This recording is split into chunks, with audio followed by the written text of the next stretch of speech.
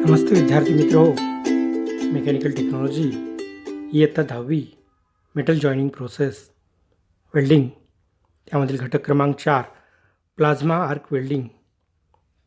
तर या पद्धतीचे कार्यतत्व पुढील प्रमाणे आहे। या वेल्डिंग पद्धतीमध्ये गॅस आर्कमधून सोडले जाते। आर्कची उष्णता गॅसला आयोनाइज विघटन करते। या विघटन झालेल्या सुचालक गॅसला प्लाझ्मा असे म्हणतात।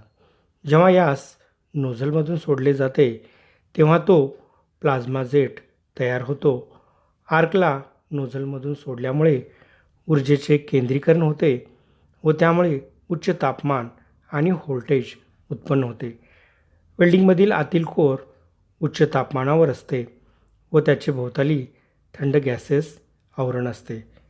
या पद्धतीमध्ये आर्गॉन, हेलियम, नायट्रोजन, हायड्रोजन इत्यादी गॅसेस किंवा त्यांचे मिश्रण वापरतात। ही पद्धत टिक वेल्डिंगसारखीच मिळती जुळती आहे। फरक एवढाच आहे की यामध्ये आर्क नॉझलमधून सोडतात।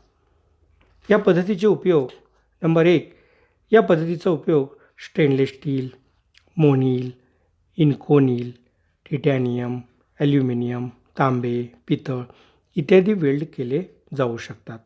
नंबर 2, लहान टॉर्चद्वारे स्टेनलेस स्टीलची पातळ शीट वेल्ड करू शकतो।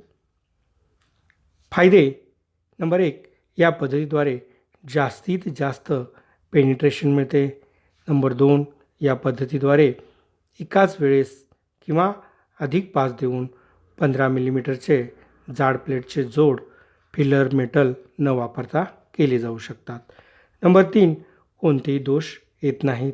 नंबर 4, वेग जास्त असतो। नंबर 5, वेल्ड बीडला सुबकता येते।